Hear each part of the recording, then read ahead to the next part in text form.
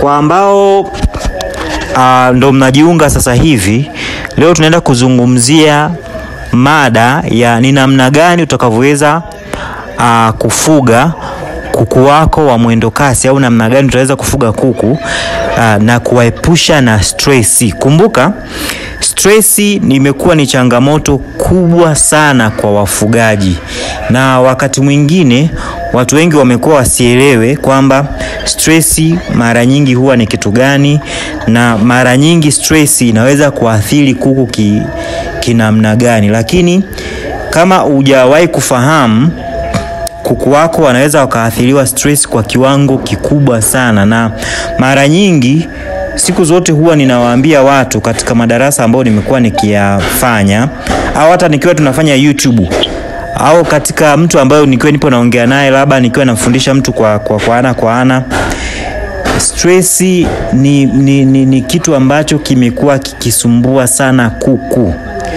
Sio kuku tu wa mwendo kasi, kuku wa aina yoyote ile.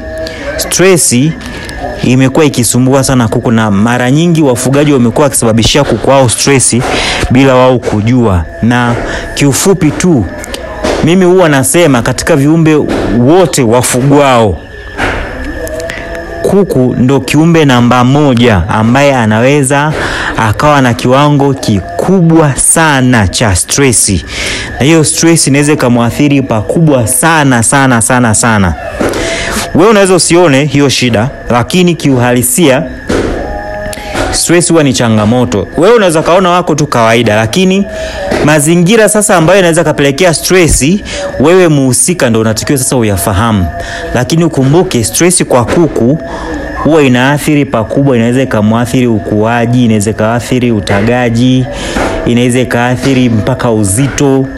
Naona, na mara nyingi nimekuwa nikiwaelezea watu kwamba ukitaka kugundua kwamba kuku ni namna gani anaweza kuathiriwa na stress, wewe fanya kitu kimoja. Chukua kifaranga ambayo ni kuanzia wiki 1 na kuendelea.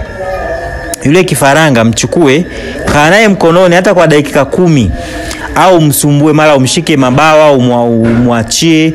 Yule kuku kimchukua ukamwacha hapo, zikapita hata sekunde 5-10, utamwona yule kuku anajisaidia. Ile hali ya kujisaidia huwa ni product ya stress. Na mara nyingi niwape tu tipu, mara nyingi kama unahisi kuku wako wana shida fulani, na labda sema umeingia bandani umekuta kuna kuku wamezubaa, hiyo huwa kama unataka ugundue kwamba kuku wako ana shida gani, labda anaumwa nini, huyo kuku ukimchukua ukamsumbua kama ninavyokuambia, yule kuku baada ya muda fulani atatoa kinyesi. Kile kinyesi kama ni mgonjwa utaona kupitia kile kinyesi. Kwa hiyo mara nyingi ndio huwa njia ambayo huwa naweza nikakushauri hata wewe kama una kuku ambaye umempata, unamuona amezubaa na hujagundua ana shida gani, ukimsumbua utaona anatoa kinyesi. Akitoa kile kinyesi, basi utagundua kwamba huyu kuku ana stress. Kwa hiyo ndo mara nyingi huwa iko hivyo. Kwa hiyo sasa kwenye somo letu la stress introduction ndo iko hivyo, lakini pia tunatakiwa tufahamu stress huwa inaathiri kuku aina gani. Stress mara nyingi imekuwa ikiathiri kuku kuanzia wiki 1 na kuendelea. Na kama nilivyokuambia, stress inaweza kaathiri kuku kiasi kwamba hata wanaweza wasikue vizuri. Stress inaweza ikaathiri kuku kiasi kwamba wanaweza hata wasitage vizuri. Na pia cha kuongezea, ukitaka kugundua kwamba ni namna gani kuku anaweza akaathiriwa pia na stress, ni pale ambapo ukimchukua kuku ukamhamisha, ukamtoa sehemu moja ukampeleka sehemu nyingine. Yule kuku kama alikuwa anataga, especially matetea, kama alikuwa anataga, yule kuku huwa anaacha kutaga na anaweza asitage tena kwa kipindi hata cha wiki 1 au 2. Kwa hiyo ndo ujue ni namna gani stress zinavyoweza kuathiri kuku. Kuna matukio mengi tu ambayo yanaweza kaelezea namna gani stress zinaweza zikaathiri kuku, lakini miongoni mwa hayo namna nyingine ambayo unaweza kugundua kwamba namna gani stress zinaweza zikaathiri kuku ni pale ambapo unapompatia stress kuku. Kwa mfano kama huyo nilokuambia, hata ukimchukua kuku ambaye ni mzito kabisa, ukamchukua yule kuku, ukitaka kuconfirm kwamba namna gani kuku huwa anaathirika na stress, mchukue yule kuku, mchukue, mpime uzito. Mpime uzito kwa kutumia ile mizani ambayo ni ya digital, ambayo ina uwezo mpaka kupima gramu.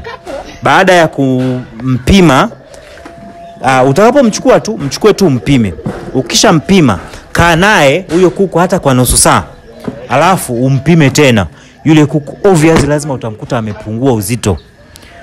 Kwa hiyo ndio inaonyesha namna gani stress zinavyoweza kuathiri kuku. Kwa hiyo ndio ambayo ninaweza kuelezea tu kwa haraka ni namna gani stress huwa zinaathiri kuku. Sasa unapokuwa unafuga kuku, especially kuku wa mwendokasi, kwa sababu hapa tunaongelea kuku wa mwendokasi, ni namna gani unaweza tukawa sisi kama wafugaji tukajitahidi sana kuhakikisha katika ufugaji wetu hatuwezi kuwatengenezea kuku wetu stress, kwa sababu ukitengenezea kuku wako stress itaenda ikawaathiri pakubwa sana. Kwa hiyo sasa tunapoongelea stress ni kitu gani? Stress ya kuku mara nyingi huwa inasababishwa na madhara yanayotokana na mazingira. Hiyo huwa ni hali ambayo huwa anapata kuku, na huwa anapata shinikizo la kisaikolojia au shinikizo la kimwili.